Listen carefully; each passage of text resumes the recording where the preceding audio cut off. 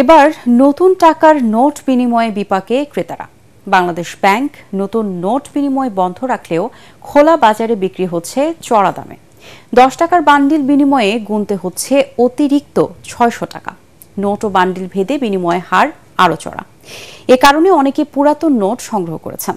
সরফর আলমের রিপোর্ট। ঈদে চাই নতুন টাকা, উৎসবের রীতি, বকশিশ দিতে হবে চকচকে নতুন টাকার নোট।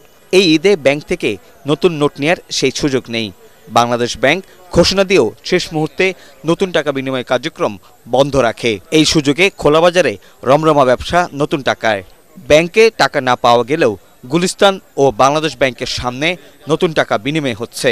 ওনারা 10 টাকার বান্ডেল জিজ্ঞেস করলাম 1600 টাকা চায়, 1000-এ 1600 টাকা, 600 টাকা বেশি। তা আমি এক দোকানদারে বলছি ভাই পুরাটাই রাইখা দেন আপনি, আমি টাকা নিব না। 65% পর্যন্ত বিদ্যুৎ সাশ্রয়ী হাইসেন্স এসি, যার ফাস্ট কুলিং মোড দ্রুত ঘর ঠান্ডা করে। হাইসেন্স 20 টাকাটা চাচ্ছিল আপনার 250 টাকা করে, 2800 টাকা করে, তো মানুষ নেবে কিভাবে? খোলা বাজারে 10 টাকার একটি বান্ডিলের দাম 1000 টাকা হলেও বিক্রি হচ্ছে 1600 টাকায়। 20 টাকার বান্ডিলে গুনতে হবে অতিরিক্ত আরও 800 টাকা। প্রিয়জনের শখ পূরণে অনেকেই চড়া দামে এসব টাকা বিনিময় করছেন। টোটালি প্রত্যেকটা ব্যাংক থেকে না করছে যে এবার আমরা নতুন নোট ছাড়বো না, তো যেহেতু ছাড়বেন না তাহলে এইখানে কিভাবে আসে? ব্যাংক থেকে আনছি আমরা। আগে নিয়ে রাখছিলাম, এখন তো দিচ্ছে না। নতুন টাকার পয়সার অভাব না হলেও বেশি দাম চাওয়ায় কেউ ছুটছেন পুরানো নোট সংগ্রহে।